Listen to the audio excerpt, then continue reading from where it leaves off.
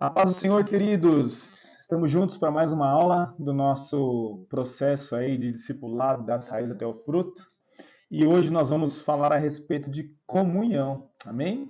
E é muito bom a gente falar sobre esse tema, é um tema que é necessário falar nesses dias, é um tema que hoje está gerando muito conflito na mente de muita gente, e o propósito aqui nessa aula é trazer um esclarecimento sobre a sua vida a respeito do que é a comunhão. Então, antes de nós iniciarmos o que nós temos a falar aqui, eu gostaria de fazer uma oração com você, pedindo ao Senhor que Ele direcione nossos caminhos, amém? Senhor, em nome de Jesus, eu quero pedir ao Senhor que o Senhor ministre no nosso coração, toque em cada vida, toque em cada pessoa, abra nossa mente, abra nosso entendimento para entender a revelação, a palavra, a ministração a respeito do que é comunhão e o que o Senhor espera de nós a respeito da comunhão. Amém e amém. Amém, queridos? Talvez você já esteja acostumado com esse termo, essa palavra comunhão. E muitas pessoas hoje acreditam que não dá mais para viver em comunhão. É interessante até porque a palavra comunhão ela é base para muitos casamentos, né?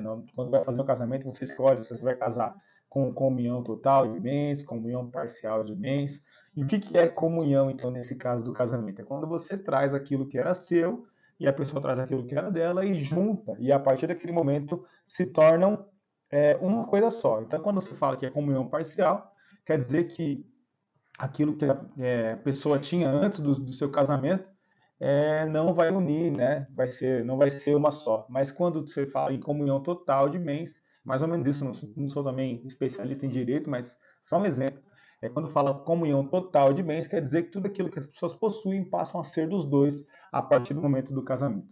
E é interessante porque comunhão é uma palavra que já faz parte do nosso dia a dia, porém o sentido real da comunhão vem se perdendo ao longo do tempo, inclusive no casamento, né? Tem muitas pessoas hoje que não querem ter comunhão, não querem ser nem no mesmo no seu casamento. E a própria Bíblia diz que quando nós casarmos, nós deixamos de ser duas pessoas e se tornamos um só.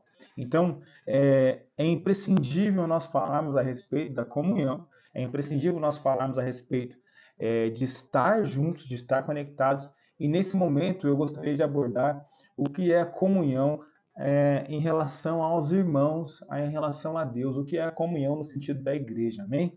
Então eu gostaria que você acompanhasse comigo na sua Bíblia ou aqui no livro o Salmo 133, que diz assim: como é bom e agradável quando os irmãos convivem em união. É como óleo precioso derramado sobre a cabeça, que desce pela barba, a barba de Arão, até a gola das suas vestes. É como o orvalho do Hermon, quando desce sobre os montes de Sião. Ali o Senhor concede a bênção da vida para sempre. Amém? Querido, sem dúvida, Jesus, uma das coisas que ele mais ensinou enquanto esteve na terra foi a comunhão. É necessário nós sabermos viver em comunhão. A Bíblia fala que, perdão, nesse texto de Salmo 133, que existe uma bênção específica para a comunhão.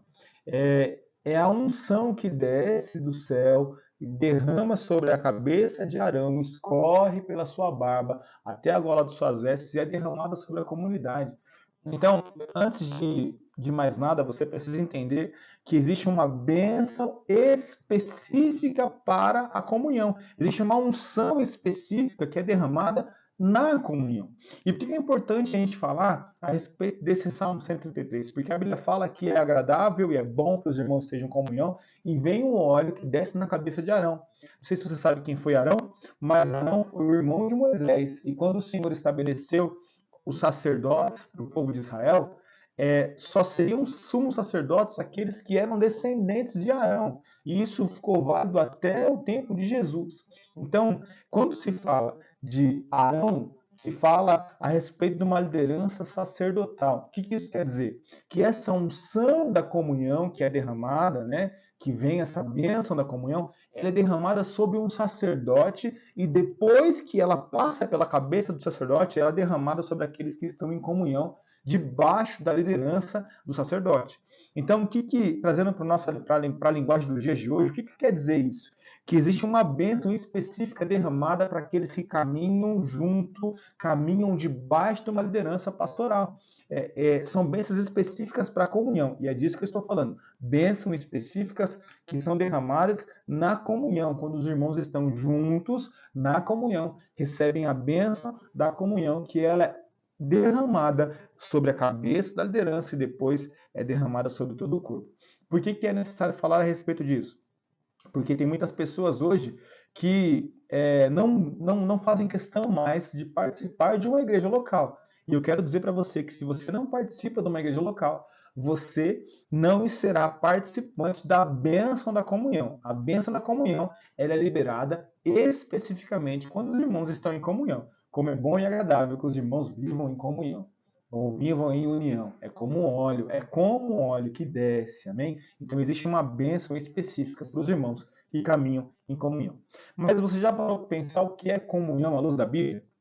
Eu quero ler um texto com vocês que está em Atos capítulo 4, versículo 32 e 37, que diz assim: Da multidão dos que creram, um era a mente e um o coração. Ninguém considerava unicamente sua coisa alguma que possuía, mas compartilhavam tudo o que tinham. Com grande poder, os apóstolos continuavam a testemunhar da ressurreição do Senhor Jesus, e grandiosa graça estava sobre todos eles.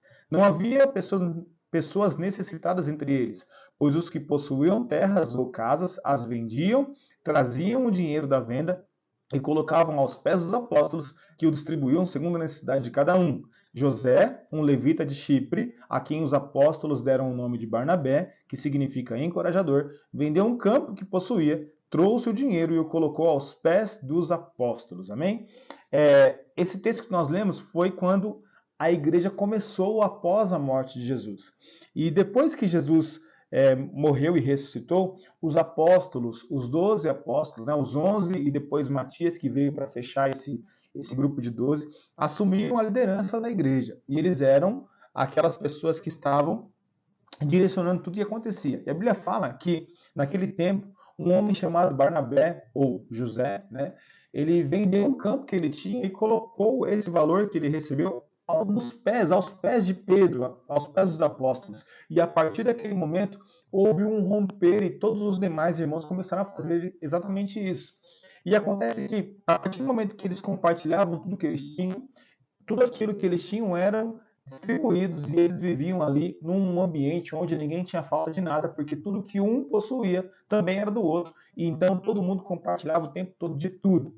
É até interessante porque se você for ler Atos capítulo 5, você vai ver a história de Ananias e Zafira, e eles também tinham um campo, eles também venderam um campo que eles tinham e ofertaram apenas metade do valor, e mentiram aos apóstolos dizendo que tinham entregado o valor total. E por causa desse ato, eles morreram. E por que eles morreram? Porque eles estavam fingindo fazer algo, eles estavam se beneficiando da comunhão, mentindo que eles tinham dado o valor do terreno todo.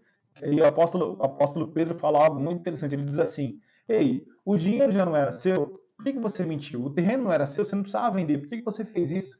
Porque você mentiu, você vai morrer.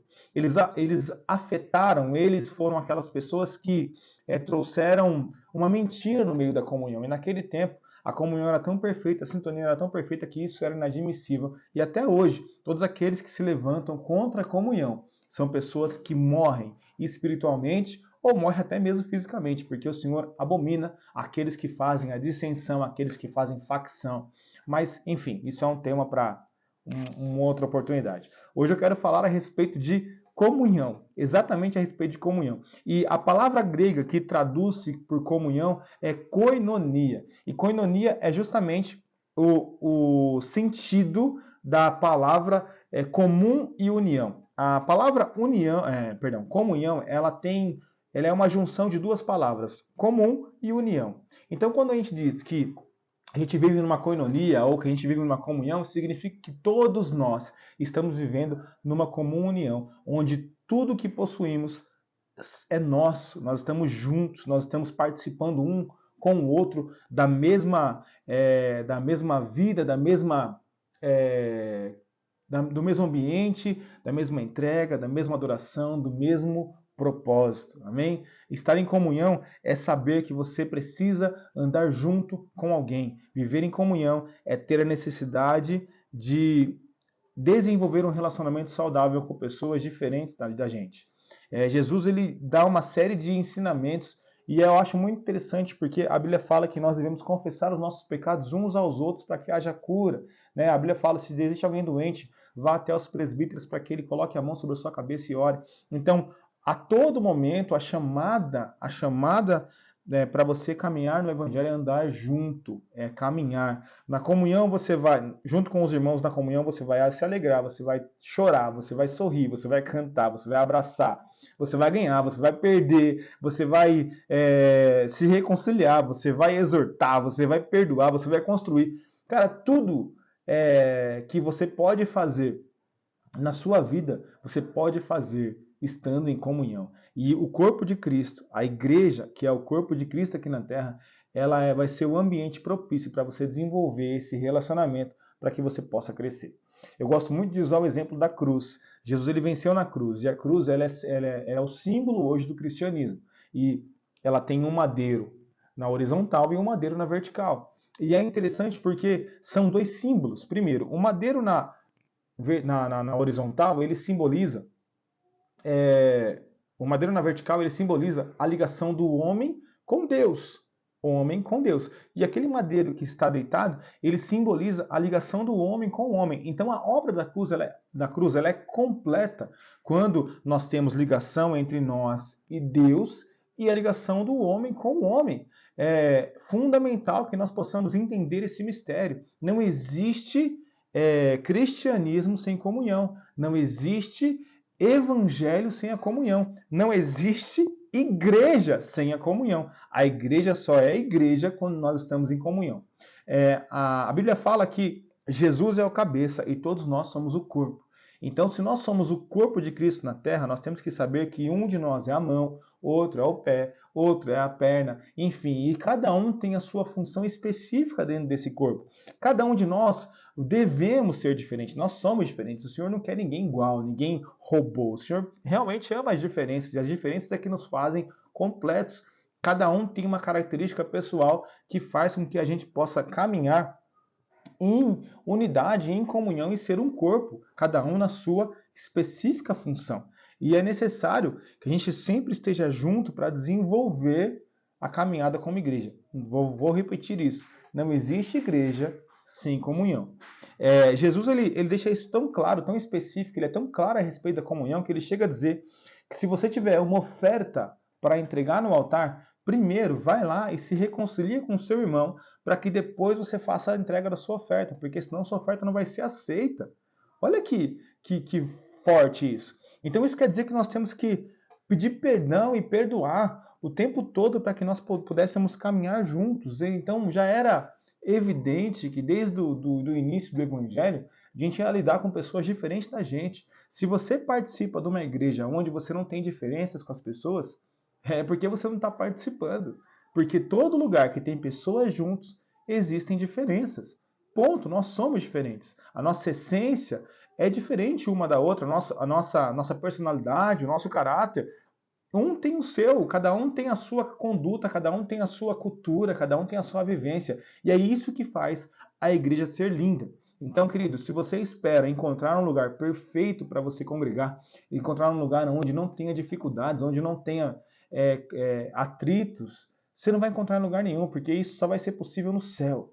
Agora, a grande conquista de um cristão aqui na Terra é conseguir viver em comunhão com pessoas que pensam diferente, com pessoas que têm ideias diferentes, com pessoas que têm cultura diferente. Essa é a bênção. O casamento, eu costumo dizer que o casamento é um milagre. Por quê? Porque são duas pessoas com vivências completamente diferentes morando juntos, em comunhão. Então, cara, se você cede tanto para viver num casamento com tantas diferenças, a igreja é semelhante. Nós somos uma série de pessoas completamente diferentes uma das outras que vão viver juntos. Então haverá muitos desafios, porém haverá muitas bênçãos a ser derramadas sobre a sua vida em comunhão.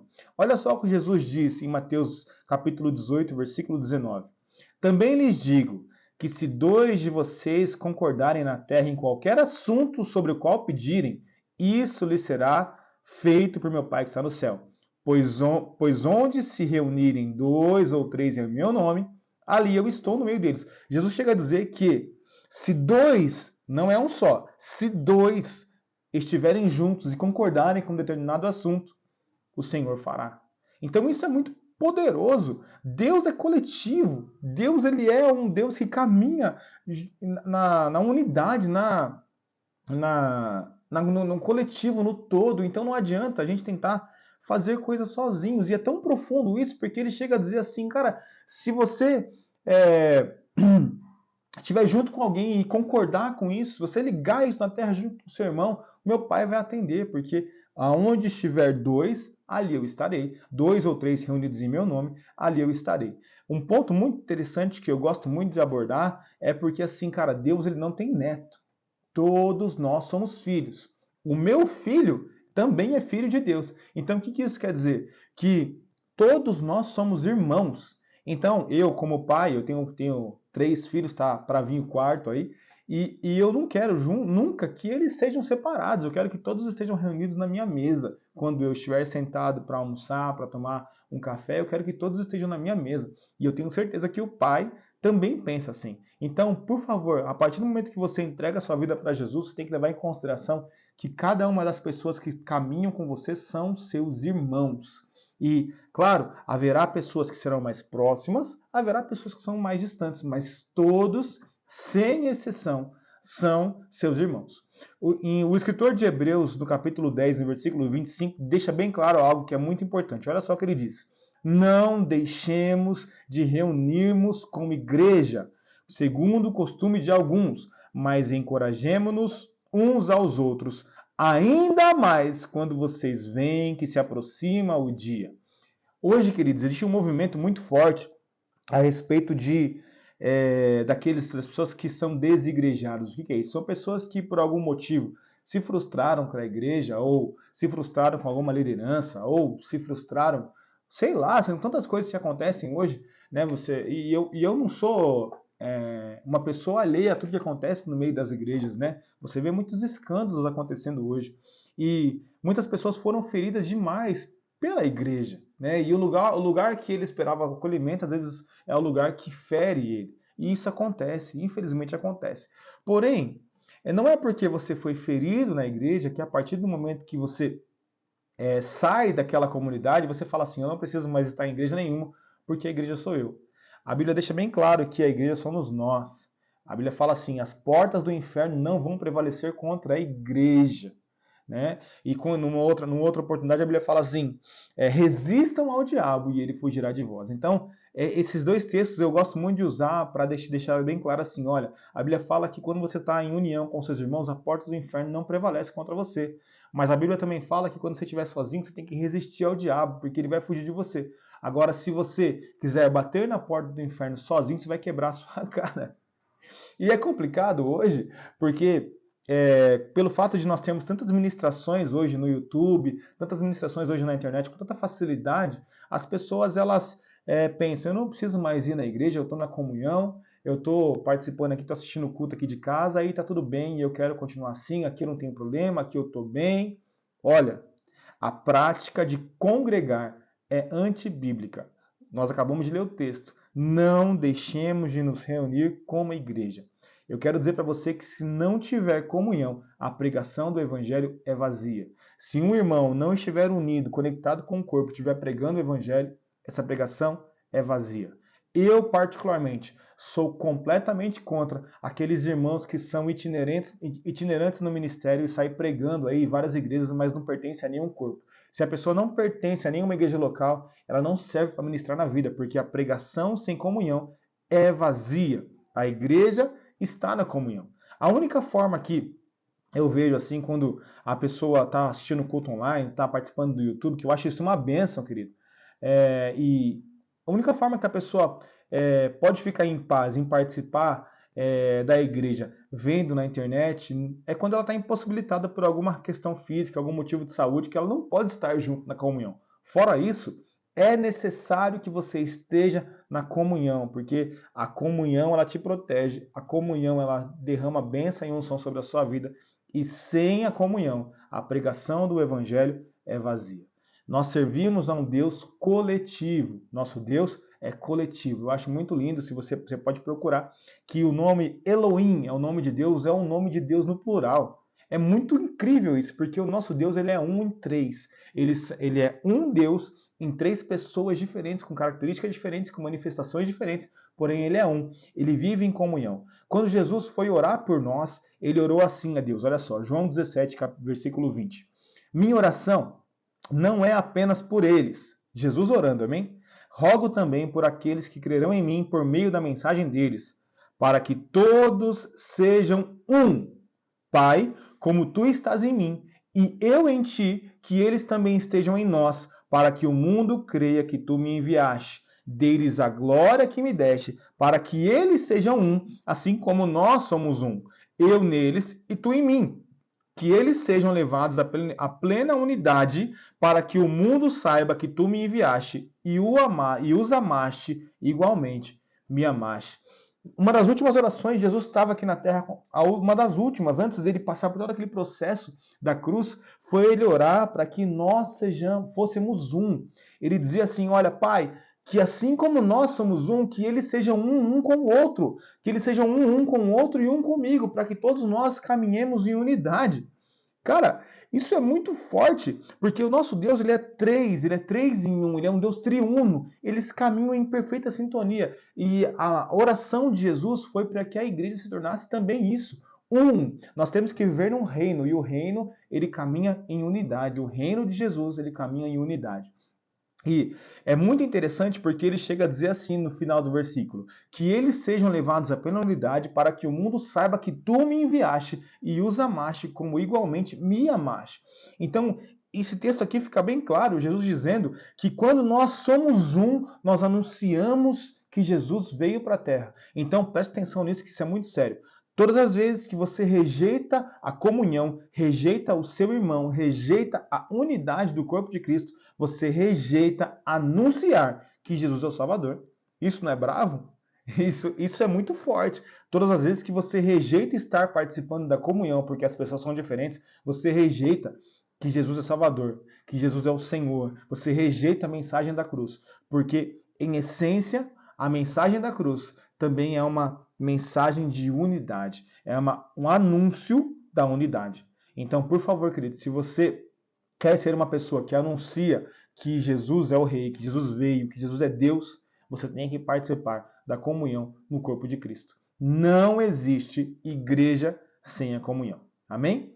Então aqui eu separei 5 pontos para falar a respeito de como participar da comunhão na igreja local. Amém? E o número 1, participando ativamente dos cultos e reuniões. É necessário que você participe dos cultos, das reuniões na sua igreja. E é um ponto interessante porque a gente tem que participar ativamente daquilo, servindo, participando, contribuindo se for financeiramente, contribuindo se for fisicamente, ofertando o seu tempo, o seu talento e seu tesouro para a casa do Senhor. Eu gosto muito, o pastor Tel Hayashi, ele usa esse termo e eu guardei para mim no dia que eu vi. Ele fala assim que quando nós estamos em comunhão, nós temos que entregar para Deus os nossos 3 T's, e são o nosso tempo, o nosso talento e o nosso tesouro. Tudo isso deve ser um pré-requisito para você participar de uma igreja local. A igreja local não é um clube, não é uma associação, não é um local de entretenimento, é o local onde nós vamos se juntar para entregar um culto ao Senhor. Eu costumo dizer, é um ponto que eu gosto muito de falar, porque algumas pessoas já me questionaram, nossa igreja tem um período de louvor de 50 minutos a 1 hora, né? E algumas pessoas já me perguntaram, pastor, por que a gente canta tanto? Por que nós cantamos tanto? E eu costumo dizer que o culto é dividido em 2 partes. A primeira parte, que é o início do culto, o louvor até as ofertas, elas são a parte que nós entregamos para Deus. E a segunda parte, que é a ministração da palavra, é Deus entregando para a gente. Então, na verdade, o culto, ele é a parte onde nós entregamos para Deus aquilo que nós fomos lá fazer. Nós se reunimos como igreja para entregar para Deus, para cultuar a Ele. Cultuar é você o adorar, o servir, o exaltar. Isso é cultuar. A segunda parte, onde nós somos ministrados pela palavra do Senhor, É a misericórdia do Senhor entregando algo para a gente. É a misericórdia do Senhor ministrando no nosso coração. Então, quando você for cultuar ao Senhor e você perceber que a igreja canta demais, cante também, querido. Celebre também. Adore também. Porque, é claro, eu não de forma alguma eu desprezo a ministração da palavra. Muito pelo contrário, eu zelo pela palavra. Porém, o culto ao Senhor, ele deve ser um momento onde nós juntos vamos celebrar a Deus, vamos entregar a Deus, vamos participar ativamente da igreja. Amém? Então, é necessário que você participe ativamente do culto e tenha um compromisso firmado com a igreja local e com a liderança dessa igreja. Faça uma aliança, seja uma pessoa de aliança com a igreja que você serve. Crie raiz onde o Senhor te colocou. Seja uma pessoa que é sólida aqui. Eu tenho aliança nesse lugar. Eu represento esse lugar e eu tenho aliança aqui. E é por isso que eu participo. Amém? O segundo ponto é você participar de um pequeno grupo. Não sei se você que está me assistindo participa de uma igreja onde tem um pequeno grupo, mas se não tiver, participar de uma comunhão mais próxima. No nosso caso, nós fazemos a reunião na Casa na Árvore, que é o nosso culto no lar, nós chamamos de Casa na Árvore, que é no caso onde nós nos reunimos para estar juntos nas casas. E por que nós fazemos isso? Porque às vezes no culto, devido às pessoas todas estarem juntas, é difícil ter um bate-papo, ter uma conversa, ter um conhecimento, entrar um pouco mais na intimidade. Então, o pequeno grupo ele serve para isso, para estreitar os laços, estreitar os relacionamentos. Se por acaso no seu ministério, se você está me assistindo, no seu ministério não tem isso, pratique tenha essa prática de estar comunhão nas casas. A igreja primitiva, ela se reunia e crescia de casa em casa. Então é necessário que nós tenhamos o hábito de estar reunidos em casa. Amém? Terceiro, cuidando da família da fé. Em Gálatas 6, no capítulo 9 e 10, o apóstolo Paulo fala que nós devemos zelar pela família da fé. E o que é isso? Zelar pela família da fé é você cuidar daqueles que estão perto de você. Um princípio que nós temos no nosso ministério. Nós temos o hábito de arrecadar mantimentos para poder ofertar para as famílias mais necessitadas. E a gente sempre vai fazer isso. Porém, a direção que o pessoal que trabalha nessa área primeiro nós vamos servir o de casa. Se houver alguém na nossa comunidade, alguém na nossa igreja que precisa de alimento, de mantimento, eles deverão ser servidos primeiro, para depois nós servirmos os de fora. É imprescindível que você tenha esse sentimento no seu coração. Primeiro, cuide dos domésticos da fé. Primeiro, cuide daqueles que estão participando da comunhão com você, para depois pensar nos de fora. Eu coloquei aqui no livro um exemplo que eu acho muito interessante, que eu vivi isso, eu sei que muitos de nós também vivemos.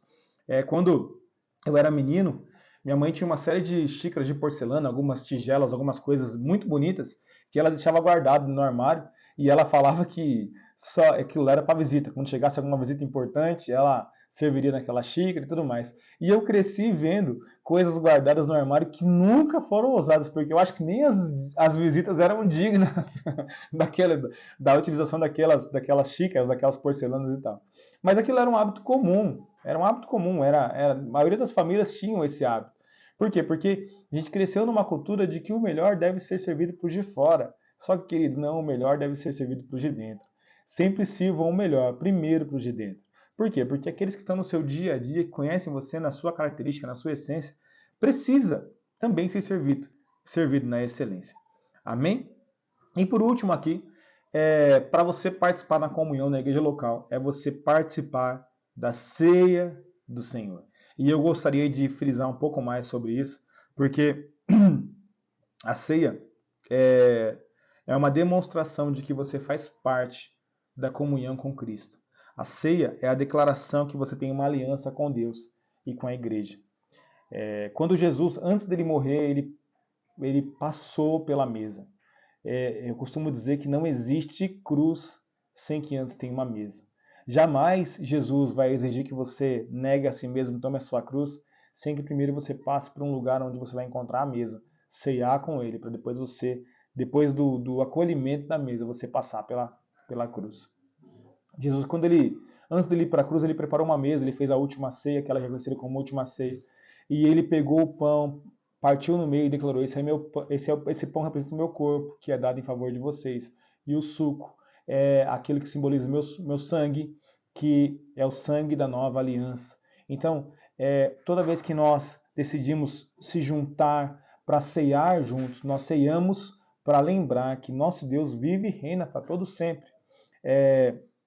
Quando nós ceamos com Deus, quando nós ceamos em comunhão com a igreja, nós celebramos e dizemos assim: Jesus é o Filho de Deus e ele veio para a terra e morreu por mim e morreu por todos esses meus irmãos que estão aqui. E é por isso que hoje nós somos filhos de Deus e participamos da mesma família. A mesa, a ceia é a mesa do Pai, a mesa de comunhão do Pai, para que todos os filhos possam ceiar, sentar e ceiar e celebrar a nova aliança que foi conquistada na cruz. Existe um texto em 1 Coríntios 11 que é muito usado para falar a respeito da ceia. Eu gostaria de ler com vocês. 1 Coríntios 11, versículo 27, que diz assim: Portanto, todo aquele que comer do pão ou beber do cálice indignamente será culpado de pecar contra o corpo e o sangue do Senhor. Examine o homem em si mesmo, e então coma e beba do cálice. Pois quem come e bebe sem discernir o corpo do Senhor, come e bebe para sua própria condenação. Por isso há entre vocês muitos fracos e doentes, e vários que já dormiram. Mas se nós nos examinássemos a nós mesmos, não receberíamos juízo. Quando, porém, somos julgados pelo Senhor, estamos sendo disciplinados para que não sejamos condenados com o mundo. Portanto, meus irmãos, quando vocês se reunirem para comer, esperem uns pelos outros. Se alguém estiver com fome, coma em casa, para que quando vocês se reunirem, isso não resulte em condenação. Quanto ao mais, quando eu for, lhes darei instruções. Amém? Esse texto aqui ele foi muito pregado, e é até hoje muito pregado em muitas denominações, a respeito da pessoa examinar a si mesma para ver se ela é digna de tomar. Né? Examine a si mesmo, vê se você não está em pecado para você tomar. Porém, não foi isso que o apóstolo Paulo estava dizendo aqui. Esse texto é muito claro em dizer. Só para você entender o contexto, na igreja primitiva, no começo da igreja, as pessoas celebravam a chamada festa ágape. E o que era a festa ágape? Era quando cada um dos irmãos traziam um alimento de casa, traziam alguma coisa, um vinho, faziam aquela mesa bonita e todos eles comiam juntos. O que estava acontecendo na igreja de Corinto? O apóstolo Paulo estava exortando a igreja porque alguns irmãos chegavam primeiro e pegavam aquele banquete feito, comiam tudo rapidinho, bebiam do vinho, e enquanto eles estavam já satisfeitos, já estavam embriagados com o vinho, quando os irmãos chegavam um pouco mais tarde, já não tinha mais nada.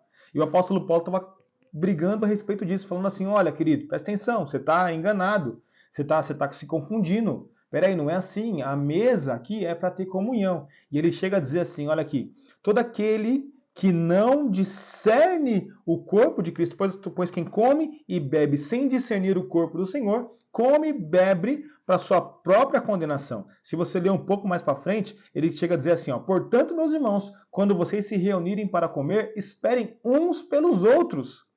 Ele estava dizendo assim: olha, vocês estão sofrendo, vocês estão morrendo, vocês estão tendo enfermidades porque vocês não estão sabendo esperar um irmão para comer junto. Espera para comer, porque senão a mesa que é para ser uma bênção vai se tornar uma mesa de maldição, vai trazer morte para vocês, vai deixar vocês fracos e doentes. E as pessoas pegam esse texto e trazem a respeito de assim: olha, você tem que se examinar a si mesmo, porque se você for indigno de tomar a ceia, se você não pode tomar, se você estiver em pecado, você não pode tomar. Querido, eu sou pastor, eu tenho um pouco mais de 20 anos de cristão, me converti em 2004 e nunca, nenhuma vez, eu me senti digno de tomar a ceia. A dignidade que a Bíblia fala não é uma dignidade a respeito da pessoa não ter pecado ou ter pecado, porque a própria Bíblia diz que quem afirma que não tem pecado já é pecador, é mentiroso. Todos nós pecamos e o apóstolo Paulo aqui, ele chama a atenção para que nós possamos separar o momento da mesa da ceia para ter a comunhão, para que não haja condenação, para que você não tome a ceia se sentindo melhor do que seu irmão, ou isolando alguém, ou separando alguém da mesa. A mesa da ceia é o local onde nós vamos sentar para celebrar juntos que Jesus vive e reina, nunca para trazer condenação. Quantos irmãos foram impedidos de ceiar, que eu vi? Quantos irmãos não ceiaram porque uma série de situações que, tá em pecado, fez isso, fez aquilo. Cara, quem sou eu para impedir um irmão de participar da mesa do Pai? A mesa do Pai é para todos. Jesus disse assim: façam isso sempre em memória de mim. Então, quando você for ceiar, não é para você ficar pensando em você, o que você fez, o que você deixou de fazer, é para você pensar nele. Amém? E é interessante porque muitas pessoas pensam assim: eu estou em pecado e não posso ceiar. Querido, o pedir perdão, o se arrepender do seu pecado, não é só no momento da ceia. Isso deve ser uma prática constante na sua vida.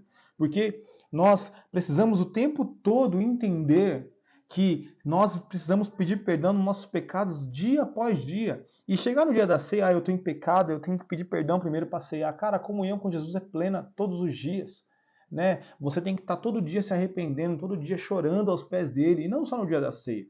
Então, por favor, se você precisa se arrepender, se você tem alguma coisa contra o seu irmão, se arrependa antes, chore antes, mas nunca deixe de ceiar, porque você cometeu um pecado. É óbvio, por favor, é óbvio. Se você estiver em pecado, você deve se arrepender. E isso não tá em questão aqui. O que está em questão é você deixar ou não de participar da mesa do seu pai. Imagina que a mesa está posta, a mesa está separada, a mesa está posta. Sei, em nome de Jesus. Um dos pontos que gera muito conflito lá no nosso ministério, que já teve algumas pessoas que me questionaram, é a respeito das crianças, porque lá no nosso ministério até as crianças ceiam. E tem pessoas que já deixaram de ficar na igreja por causa disso. Eu acho estranho a criança ceiar. Deixa eu dizer para você uma coisa, querido. Jesus diz que nós devemos ser puros igual as crianças. Jesus diz que o reino dos céus é das crianças. A Bíblia fala que o perfeito louvor vem da boca das crianças. Como é que eu vou impedir uma criança de ceiar? Se o local do meu filho, da minha criança, não for sentado na mesa com meu pai, que está no céu, aonde vai ser? O apóstolo Luiz Hermínio diz sempre assim, por que eu não posso dar ceia para a criança se a Al-Qaeda dá arma para eles? Eu prefiro dar ceia. E eu vou sempre fazer questão de abrir um caminho para que meu filho sente na mesa junto com o pai. O apóstolo Paulo escreveu também um texto em Colossenses, capítulo 1, versículo 24, assim, ó. Agora me alegro em meus sofrimentos por vocês, e completo no meu corpo o que resta das aflições de Cristo, em favor do seu corpo, que é a igreja. Nesse texto aqui, o mesmo apóstolo Paulo, que deu a direção para as pessoas examinarem a si mesmo, ele fala que o corpo de Cristo é a igreja. Então, quando ele diz que quem come e bebe sem discernir o corpo está pecando, ele está se referindo à igreja. Então, quem come e bebe sem discernir que a igreja, a comunhão na igreja, é o corpo de Cristo, se a comunhão na igreja é a comunhão com Cristo, come e bebe por sua própria condenação. É interessante porque Jesus, em Mateus 25, 35, diz assim, pois eu tive fome e vocês me deram de comer, tive sede e vocês me deram de beber. Fui estrangeiro e vocês me acolheram, necessitei de roupas e vocês me vestiram, estive enfermo e vocês cuidaram de mim, estive preso e vocês me visitaram. Então os justos lhe responderão, Senhor, quando te vimos com fome te demos de comer, ou com sede te demos de beber? Quando te vimos como estrangeiro e te acolhemos, ou necessitado de roupas e te vestimos? Quando te vimos enfermo ou preso e fomos te visitar? E o rei responderá, digo-lhes a verdade, o que vocês fizeram a algum dos meus menores irmãos, dos meus menores irmãos, a mim o fizeram. Então presta atenção nisso, que isso é muito profundo. Jesus diz assim, olha, toda vez que você cuidar dos seus pequenos irmãos, der de vestir, der de comer, visitar, cuidar deles, você faz isso por Jesus. Por isso que é importante a gente levar em consideração que a ceia, ela é o lugar onde nós devemos estar em comunhão. Quem é que não pode ceiar, então? Quem não pode ceiar é aquele que não consegue enxergar Jesus na vida do próximo. Quem não pode ceiar é não conseguir enxergar que o irmão aqui, ele também é filho de Deus igual a ele. Quem não pode ceiar é aquele que não consegue enxergar que a igreja é o corpo de Cristo. Esse não pode ceiar. Quem não pode ceiar é aquele que não consegue olhar para a igreja e olhar para os irmãos que estão lá e olhar e falar, cara, esse é Jesus. Jesus mesmo disse isso. Tudo que você faz para o seu pequeno irmão, você faz para mim. Então, sabe, eu fiquei pensando sobre isso e eu cheguei a um pensamento muito interessante. Se tudo que nós fazemos para os nossos irmãos, nós fazemos para Jesus, então quando algum irmão nos ofende e nós não o perdoamos, nós não deixamos de perdoar apenas o nosso irmão. Nós deixamos de perdoar, consequentemente, Jesus. Porque toda vez que você não perdoa o seu irmão, você deixa de perdoar Jesus. Tudo que você faz para o seu irmão, você faz para Jesus. Quando alguém te pede algo e você não dá, você não deixa de dar para o seu irmão, você deixa de dar para Jesus. Então, por favor, querido, se você quer viver a plenitude da comunhão do Evangelho de Cristo, você tem que entender que Cristo também está na comunhão com o seu irmão. Cristo também está na vida do seu irmão. Tudo que você fizer para ele, você deve fazer para o seu... Tudo que você faz para o seu irmão, você também faz para Cristo. Amém? É necessário que você entenda esse mistério para que você participe da comunhão na ceia. Então, participe ativamente do culto, participe de um pequeno grupo, participe, em nome de Jesus, da ceia do Senhor e participe, em nome de Jesus, do cuidado com a família na fé. Cuide dos seus irmãos que estão próximos a você. Isso é andar em comunhão. Isso é viver igreja. Isso é ser igreja. Ser igreja. A chamada de Jesus para você é para que você seja igreja. Então, em nome de Jesus, seja. Quero finalizar essa aula com Provérbios capítulo 18, versículo 1, que diz assim: quem se isola busca interesses egoístas e se rebela contra a sensatez. Amém? Aquele que se isola busca sempre interesse egoísta. O Senhor nunca chamou você para ser isolado. Se você tem o hábito de ficar na sua casa e nunca participar da comunhão no corpo, isso é um problema para você e você deve resolvê-lo imediatamente. Quem se isola está buscando o seu próprio interesse egoísta. Jesus deseja que você ande em comunhão com seus irmãos. Deus abençoe a sua vida. Em nome de Jesus, tamo junto.